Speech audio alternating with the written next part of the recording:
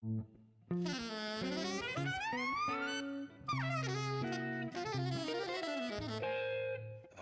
Jazz.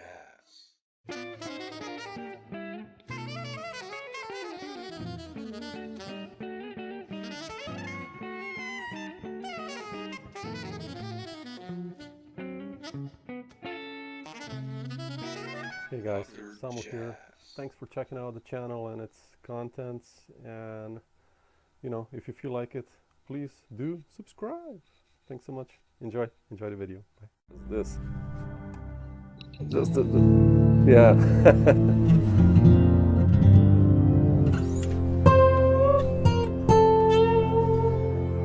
Are you getting all that?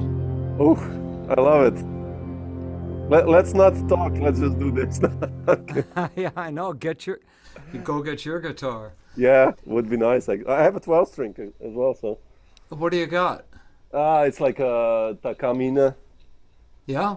It's a nice one. I mean, it's nice. I usually record on it, and it's nice. This is a cheap Martin, but in fact it's got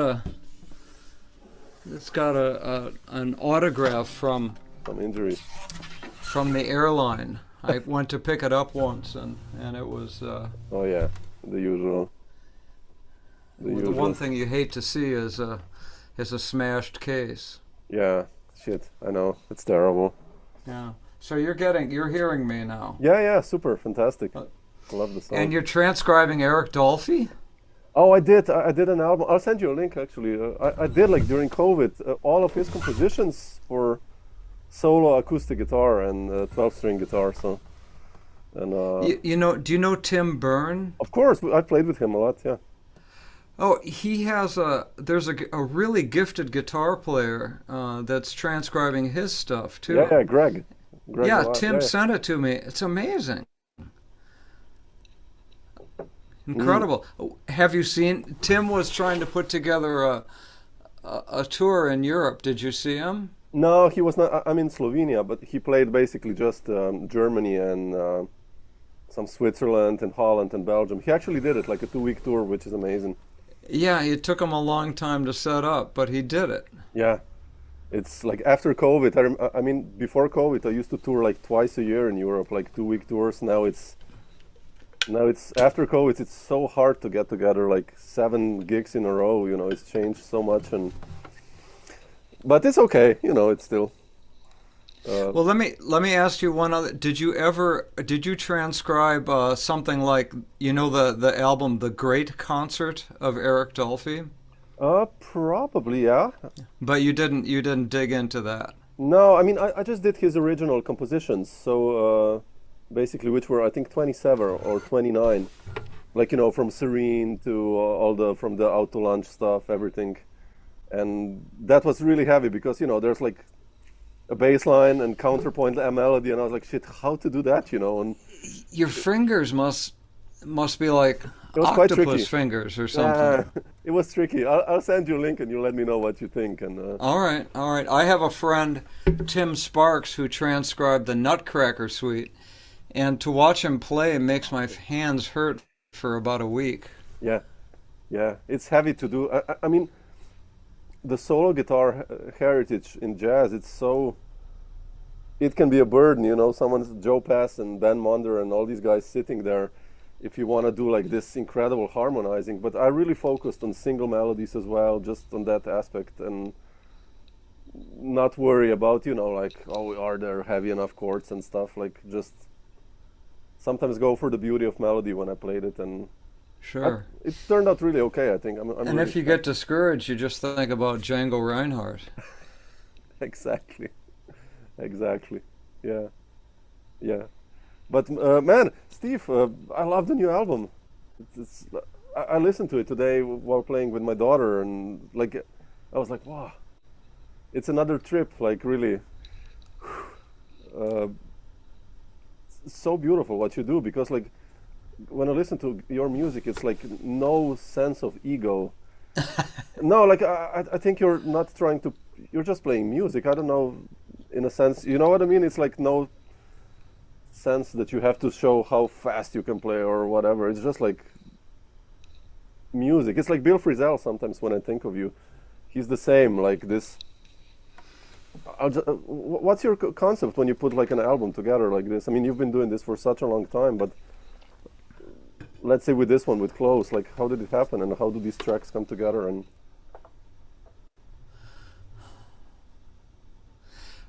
well, you're sitting in your studio. It looks like I see a twin back yeah, there. yeah. Do I see a twin? Yeah, it's a Fender Concert, like a Right. smaller, like 81. So you spend a lot of time in this room. I do. That's it. Okay. That's the concept. It's making a schedule and then sticking to it as best you can. And for me, my schedule is based on when there's the least traffic on the way over here to my studio. It's only 12 minutes from home, but I hate morning traffic and evening traffic, so that puts my hours between about 2 and 10 p.m. I'm out at 2 when everybody's at work, and coming home at 10 before the drunks come out. If I do that every day and come here and just... Yeah.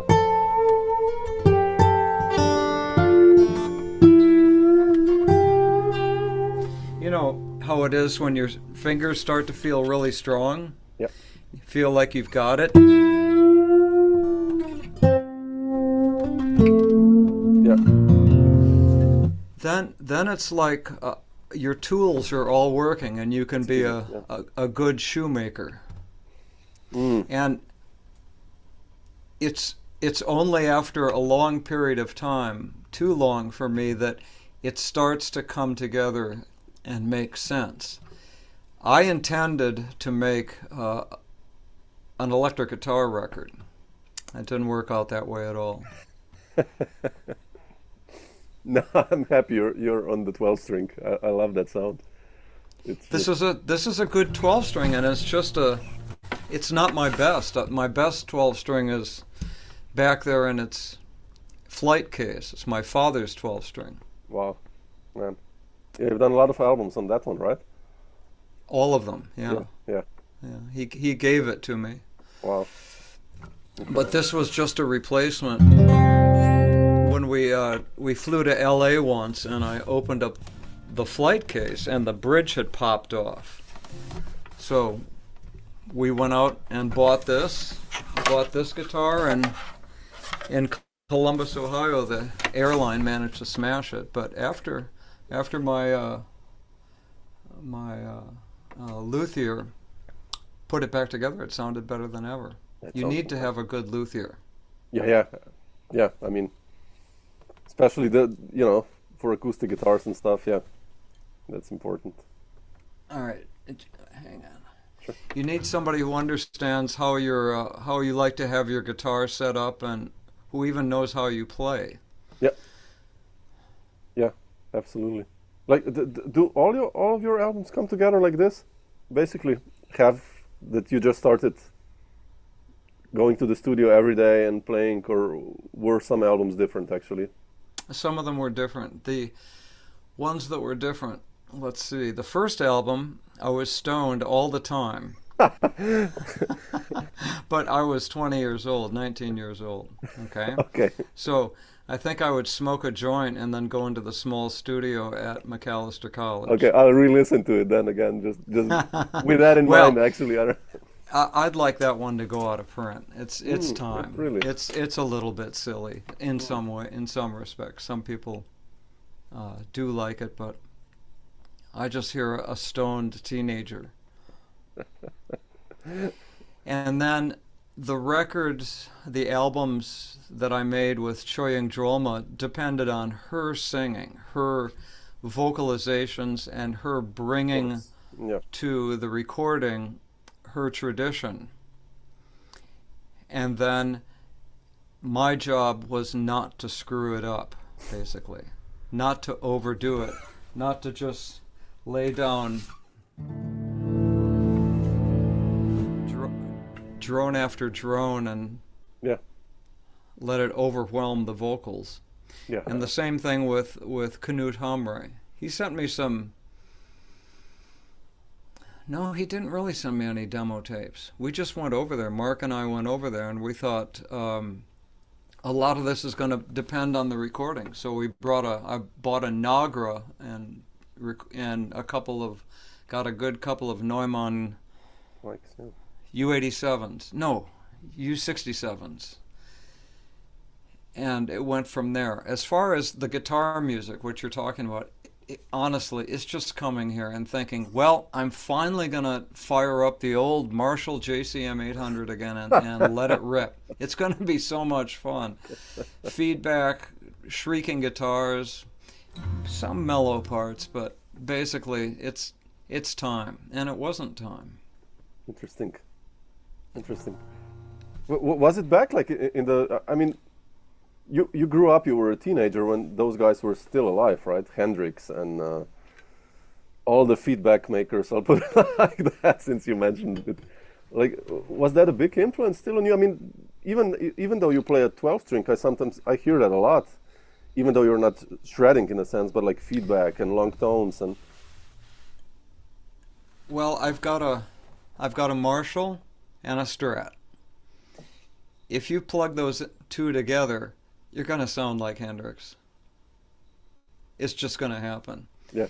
But of course, I think the gold standard, the greatest guitar solo that I've ever heard in my life is the one he played on Machine Gun for Band of Gypsies. Mm-hmm. So, yes, of course there's Hendrix, but also I bet when you grew up, there were guitar players you used to see that were local. Yeah, actually, players that were as influential as the giants. Yes. Because you could see them, and then you'd go home and think, how did they do that? How did they get that sound? And then you could go, wait a minute. And then you could go see them again. True. Right? Yeah. There was a guitar player from Appleton, Wisconsin, named Doug Yankus, who played in a band called Soup. They would come to Madison, and to us, they were huge stars because they had put out their own record. And in 1969, 68, 69, nobody did that. So they had a record at the Victor Music record store, and we saw it. Who are these guys? It was just a cardboard sleeve with a mimeographed sheet with the titles and a blank white label. Look it up. You can find it online. It's really fun.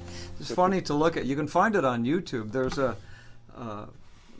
turntable, and the needle goes down, and you can see that it was a blank label. Well, so I would see Doug Yankus and then go home and think, what did he do? Yeah. And then you figure out, he made a sort of box. Mm-hmm. You get that, and then you think, okay, he's in town 3 months later, go see him again and lean in, look close, and you'll get it after a while. Of course, being in Madison, Wisconsin, there were great players that came up from Chicago, from Milwaukee. A lot of blues players came to Milwaukee, or came to Chicago because of Buddy Guy and because of the blues scene there. Of course, they're going to ask, is there another gig we can do? Right? And there was always the University of Wisconsin in Madison, or a bar called the Stone Hearth. So we got to see these great guitar players, Freddie King, Albert King, Siegel Schwall Band, and for me especially, seeing Harvey Mandel and the bands he would put together. Again, you'd see them once, and then 6 months later, you think, how did they do that? And then you get close and you figure it out. That's so important. Get an idea. And then, of course, listen to the record and slow it down, which was easier to do for me because I had a record player that would go down to 16 RPM. It would destroy the records, unfortunately, putting the needle on it again and again. But No, my friends would not lend me their records. What about the 12 string? I mean, it's such an understated instrument. I mean, I know, you know, Ralph Towner, obviously, and Bill Connors, I think, played 12 string as well. And some of these guys, like, how does the 12 string enter in your life? I mean, did you also see someone play it, or? My father was a youth advisor to a church that we went to, and he was not a believer. He said World War II took care of that for him. But the reverend, the priest, whatever, the minister there said, could you help out with these, with the kids for their Sunday night group? They're not interested in coming on Sunday morning listening to me talk about a Bible passage. My father said, well, my father and uncle, brother and uncle, they're all ministers, but I'm not a believer. And he said, this minister, Dr. Swan, said, but you get along with the kids. So he did that for 7 or 8 years in the 60s, and then at the end, they had a tribute to him, a dinner, and they did some play acting and made a whole presentation, and at the end of it, they gave him a 12-string guitar. Okay. So it was at home, and I played it very carefully. When I would come home from college, I would play it very carefully. You don't scratch your dad's stuff. Yeah. And if you borrow his tools, you put them back where he was hanging them. That's just how he was. But at one point, I was looking at it and starting to leave the house to go back, and he said, take it. So that was it. It was just a matter of somebody giving me one. And then coming up with my own sort of tuning. Yeah. How did that happen, actually? How did you figure out that you can actually tune a guitar differently? I mean, well, I used to do a drop D all the time because that gave you a nice drone. Yeah. It also confines you a little bit to certain keys. I don't care so much about that. But then I just started messing around and dropping the A string down to a G and the E string down to a C. Now everything is also a whole step lower on a 12 string. Okay. But again, that gives you a nice bottom. Yeah.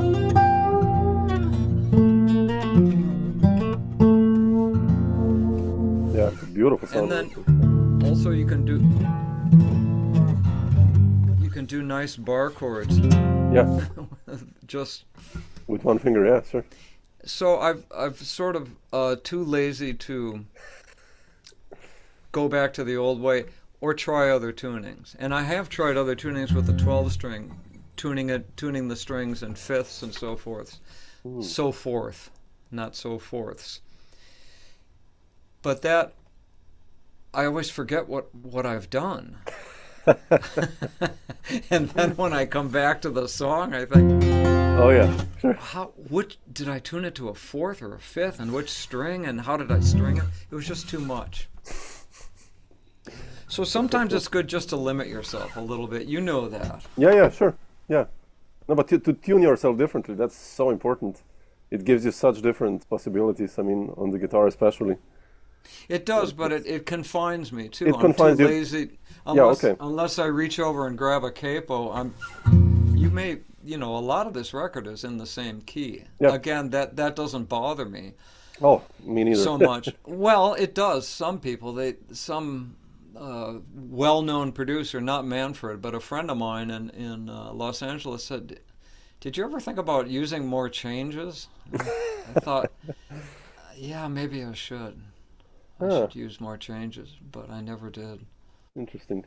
I don't know, it sounds like a meditation to me. When I put it on, it's like it's very Zen-like, this. Part of that is from living around music that stays in the same key. When I've worked in Nepal and Indonesia, in Bali especially, it's all in the same key. Sure. Yeah, there are no changes. It's also just being lazy.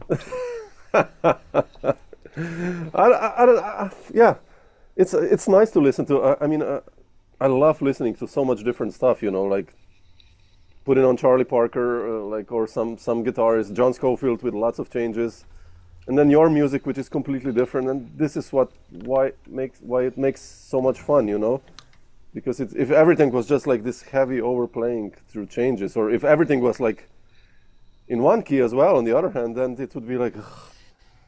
Yeah, but I wish I could do that. I know Bill. Do you know Bill Frisell? Yeah, You've yeah. met him, sure. Yeah. He's a good guy. He's amazing, yeah. He's an amazing guy. He's a kind man, a good Absolutely. man. And then he gets up on the stage, and you think, oh, I need to go practice. Yes. He can do anything. You put music in front of him. I think I saw a video where Chick Corea invites him out on the stage. They put some music in front of him. Oh, shit. All of a sudden, they're playing Spain. And, you know, Bill is a little unsure, but wow.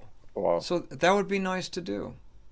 But you never played that stuff, like playing through changes and learning standards, or like heavy when you were young? A long time ago, I was stuck on guitar. I thought maybe I should take some lessons, even though at the ripe old age of 21 years old, I was probably at that time too proud to do it. But I went to a place called the West Bank School of Music and asked who they had for guitar teachers. And they said, this guy. And Tim Sparks had just walked in from the deep Minneapolis winter, covered in snow with a long stocking cap, his beard filled with snowflakes. And they said, this guy's interested in taking lessons. And Tim said, $5 an hour, do you want to do it? Even that was a little rich for my blood at that time. This is 78 or 79. But he said, I'm going to teach you Fats Waller, I'm going to teach you Ellington, Don't Get Around Much Anymore, Stompin' at the Savoy, these kind of tunes. So the first thing I'm going to ask you to do is get rid of your pick. Interesting. And I haven't picked it up since. Wow. Yeah, I mean, it's flesh. It is a more personal touch, right? Yeah. It is. It's hard to get that slicing defined sound on electric guitar, but it does give you, or with a volume pedal. Yeah. You can go, what is that? Beautiful, yeah. Also, you've got 5 fingers.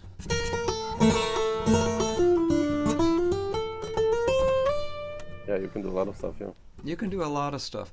The other great guitar player, 12-string player, is Leo Kottke from town here. Of course, I love Leo. Yeah, a big influence, and because he lives in town, I've seen him many times. Yeah. Over the years.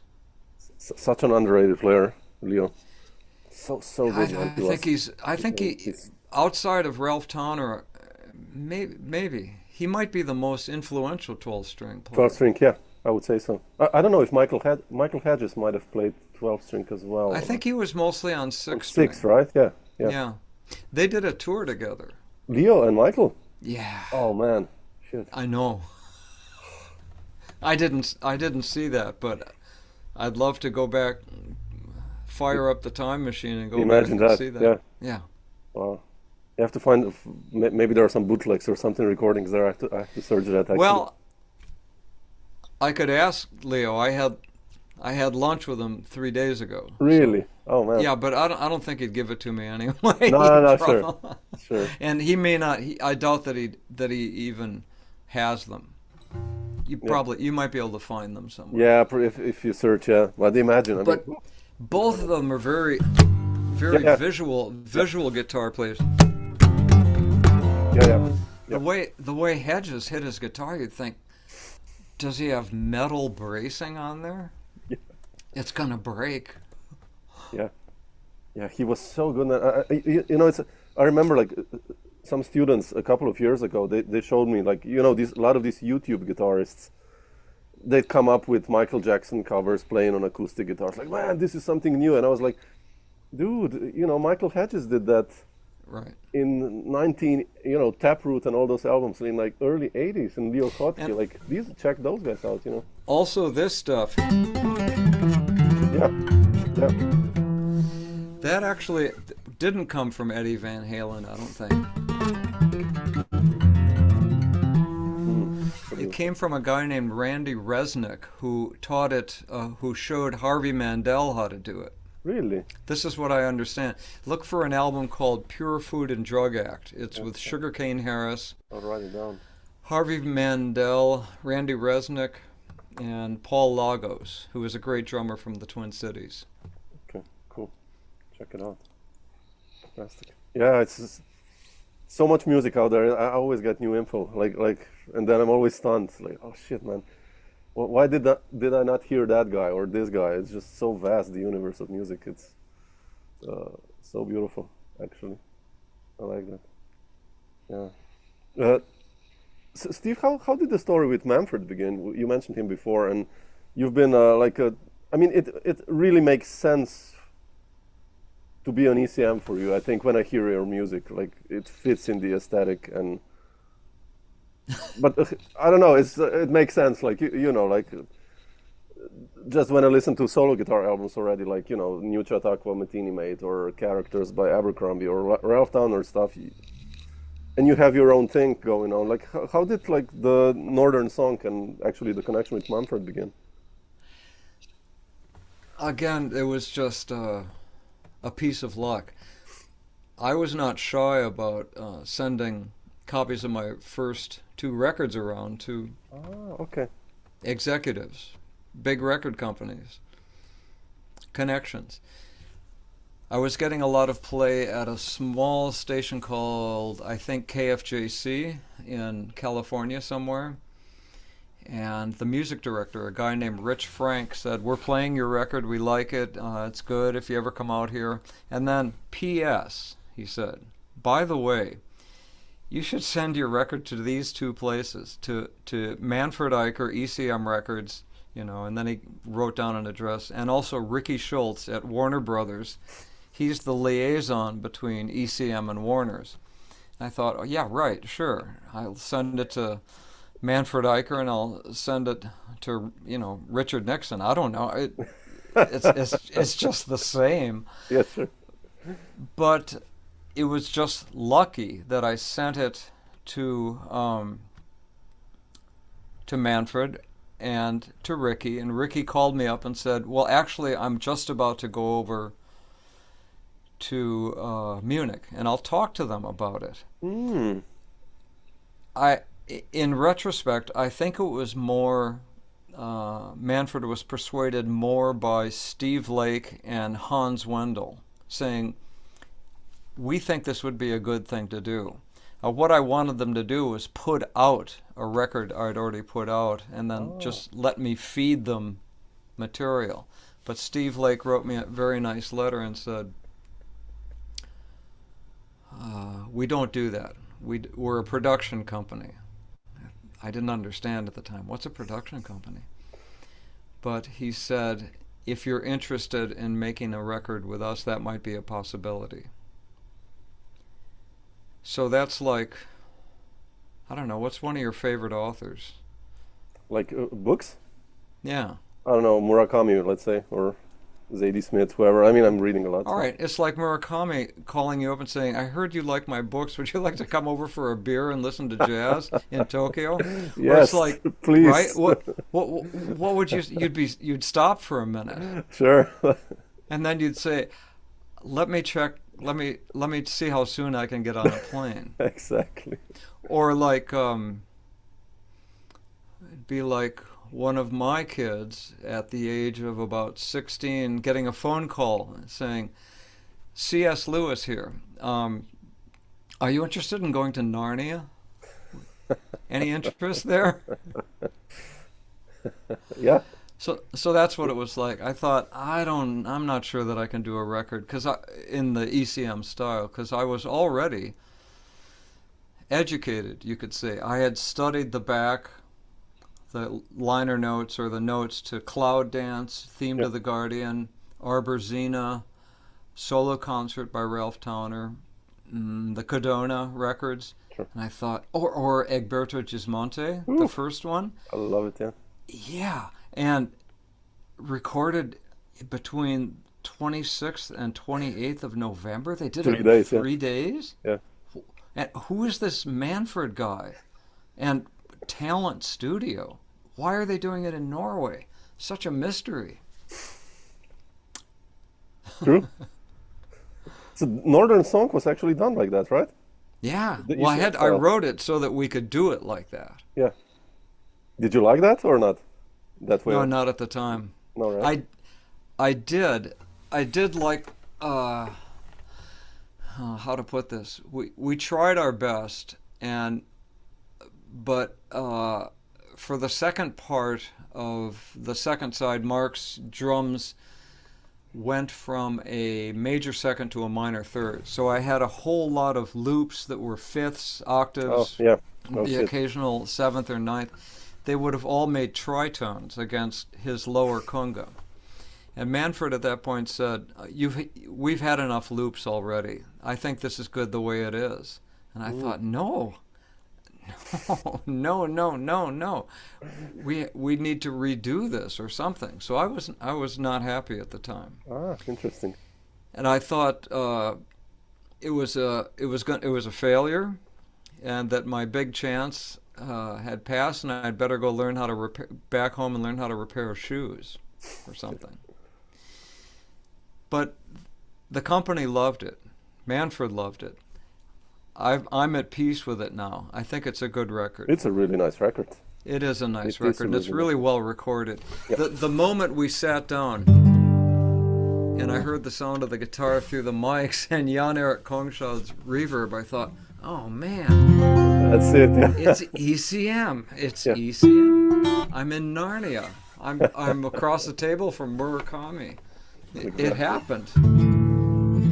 It's so beautiful. Yeah. I love that record, really. I mean, all of that easy stuff, Safe Journey, but later on, then you didn't then anymore go to Norway, right? You did it at home, or? We mixed Safe Journey in Norway. Ah, okay.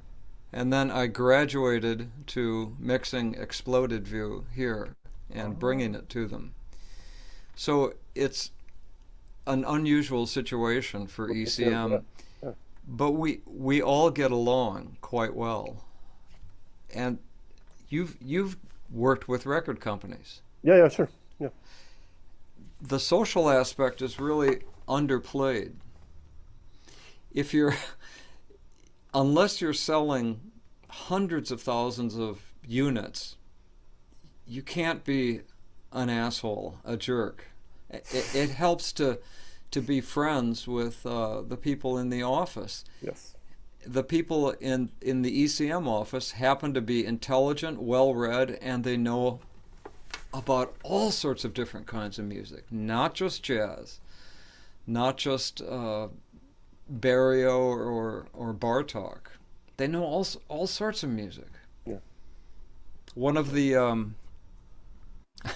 I was mentioning when I used to work for a company called Schoen Production. I was working as security, and I mentioned a Kiss concert that they had me working at, and I said, I don't think I've ever seen so much flame on a stage. And one of the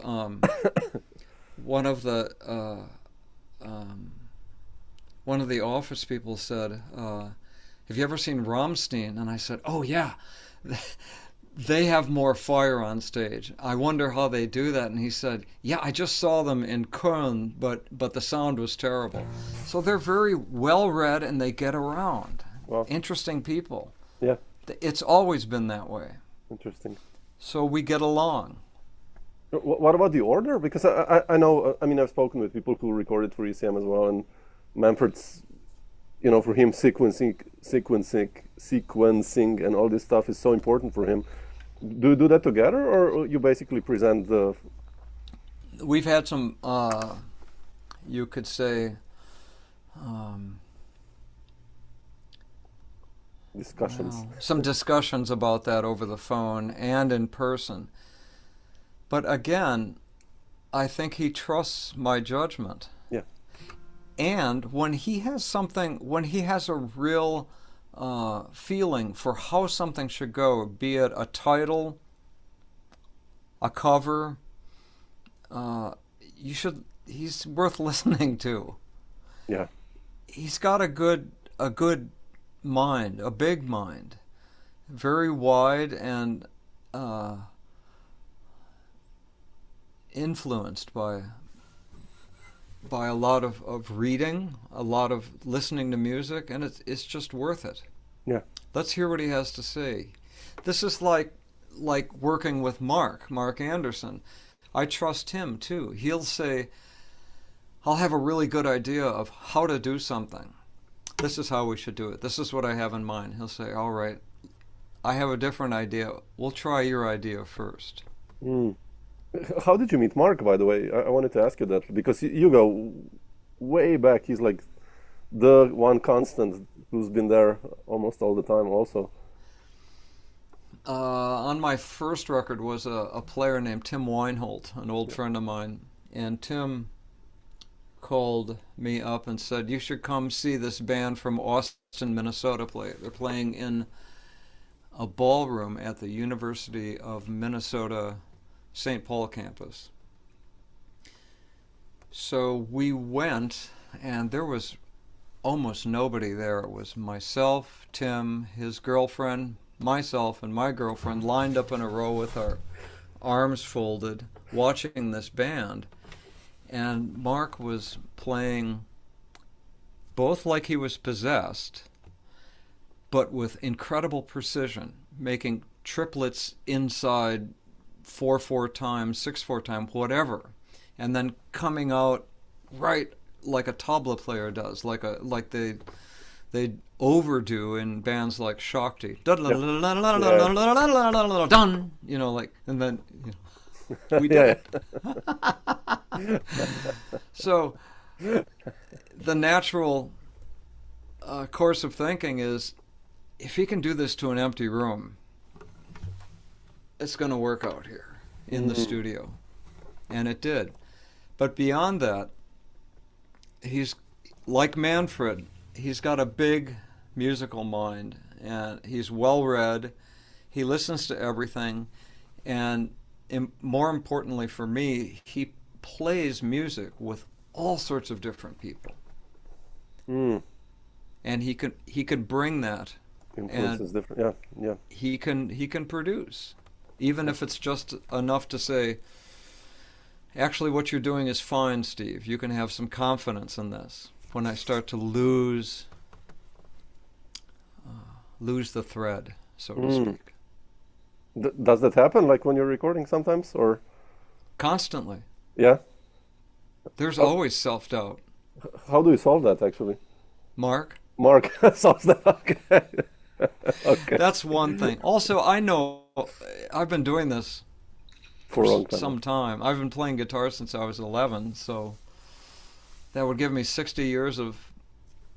It's really a weird thing to do, to play music and judge it right away, right? Is that a good chord?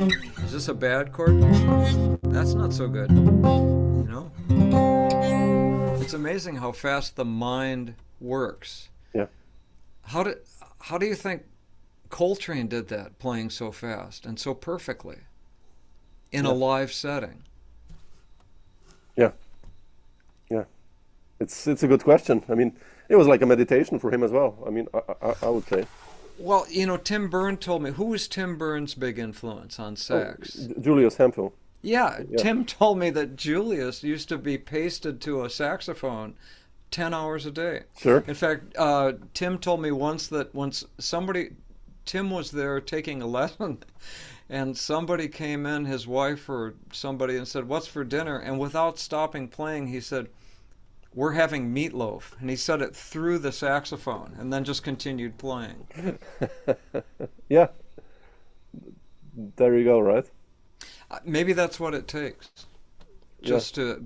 But then again, you've probably known musicians who have put hours and hours and hours in, and it just doesn't do much for you. Yeah. You can hear the skill. Yeah, true. Actually, it's true. I think it's in the end like this. I would say it's an ego thing, at least for me when I think about it.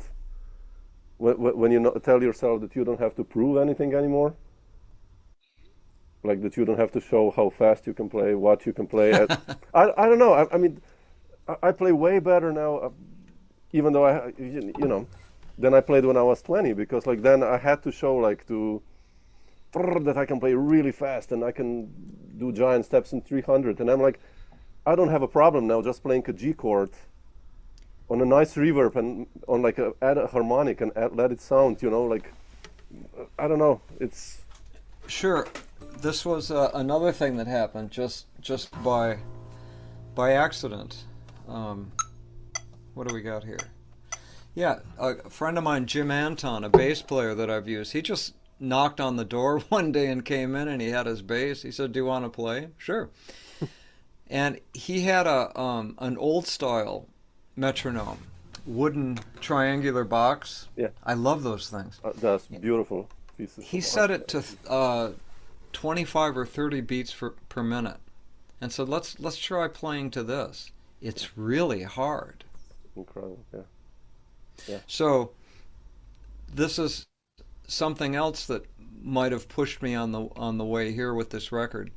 Is it okay to leave some space and play slowly? Can you do it? Yeah. It's just let the notes ring, right? And the chord, or I don't know. There's so much beauty in there. It seemed to work out. I wish I could play like John McLaughlin, and I tried. I got pretty close. I could do some of his stuff, but this is another thing for you to look up on YouTube is the outtakes from Between Nothingness and Eternity. Okay. From their live in Central Park live concert. I thought, when I listened to this, I thought somebody must have sped this up, because they already play fast, but they're playing even faster. How can they all come around at the same time? Jerry Goodman, Jan Hammer, Billy Cobham, and John McLaughlin.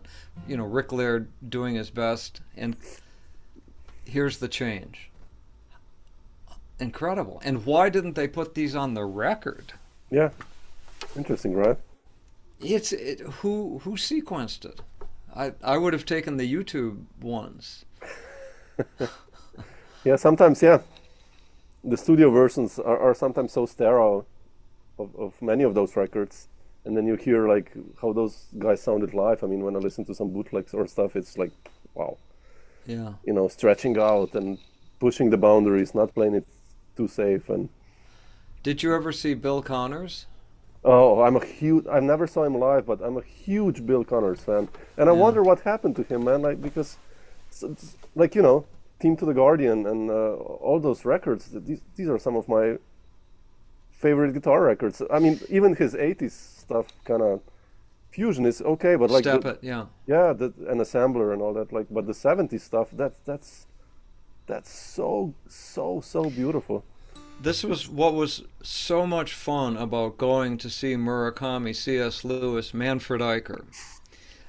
We would take breaks at Talent Studio, and I'd say, how did you get that? Do I hear a phase shifter in Theme to the Guardian? A little MXR phase 90? He said, you heard that? I said, well, I've listened to the record probably 100 times. I'd put it on every morning. My girlfriend would say, do you think we could listen to something else?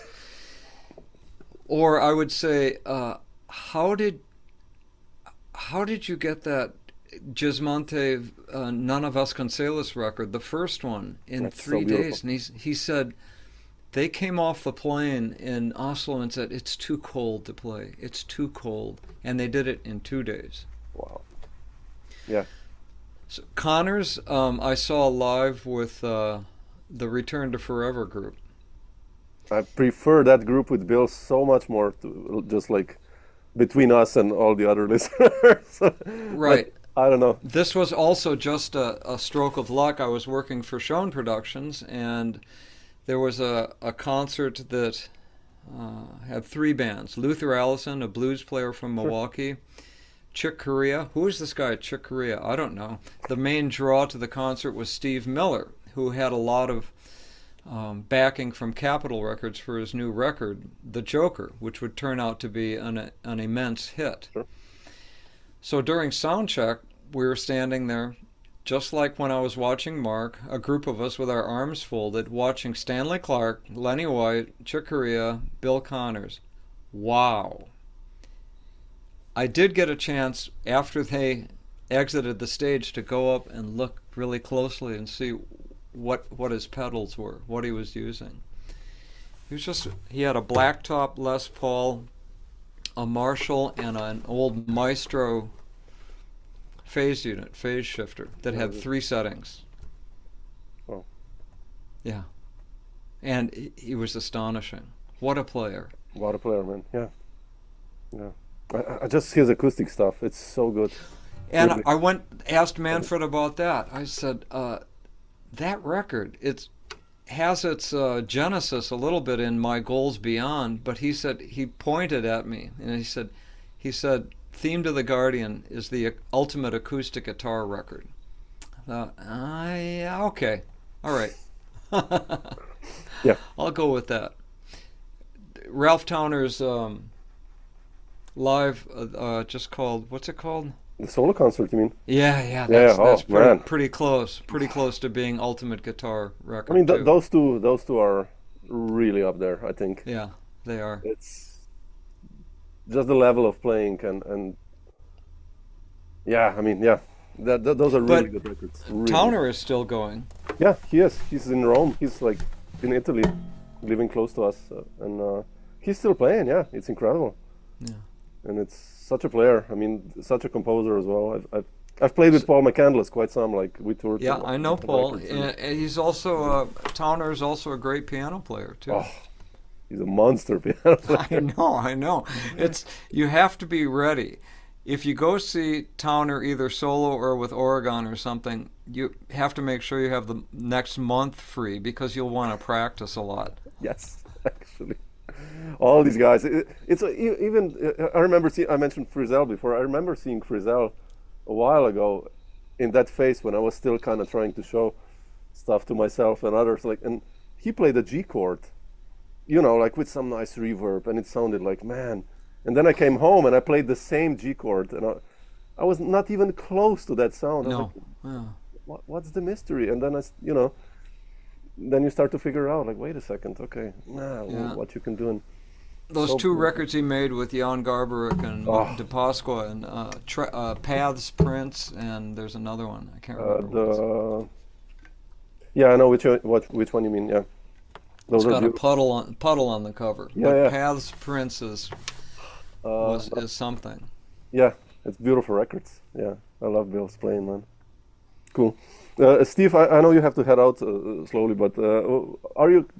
I at have least- time. That's what John told me. But do you have any plans to coming to Europe as well? Like, what is your concerts? Do you still do concerts sometimes, or? It would be, if it's the right situation, we'll do it. Yeah. Yeah. We have to bring you here somehow. It would be beautiful to hear this. Yeah, we have been there. Not in Slovenia. That No. would be great. I don't remember. Yeah, don't remember. Not there. What's the city that starts with L? Ljubljana. Yeah, it looks beautiful. Yeah, we live in Maribor, which is the second city. I mean, if you're ever around, we have a guest room here. You're kindly invited. You should be careful about that. People No, will no. show up. Oh, I love it. I had like 2 musicians from Chicago now, Tim Daisy and Jeb Bishop here, and we hung out and we made a beautiful record. And like Martin Speak from London, a saxophone player, came last year, and it's just nice to I cook every day as well. I'm a chef, and so I just love cooking. And then I cook up, and then we play a bit, and we go for a hike and stuff. It's a white wine region. We live in the vineyard, so it's dangerous. yeah. I can believe So it. if you're ever around, just drop me a line. So we'll definitely get together. So, but beautiful. Can we finish this? That you play something short? if you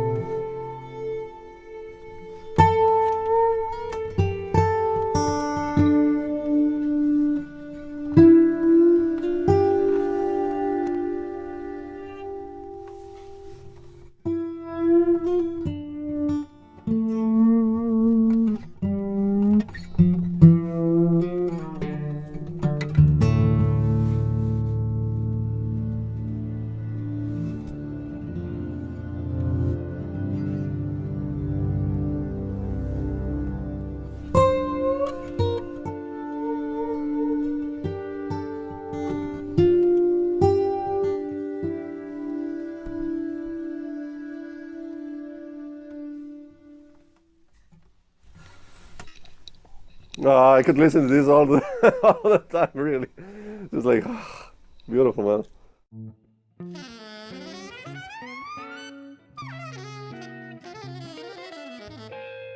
Dr. Jazz.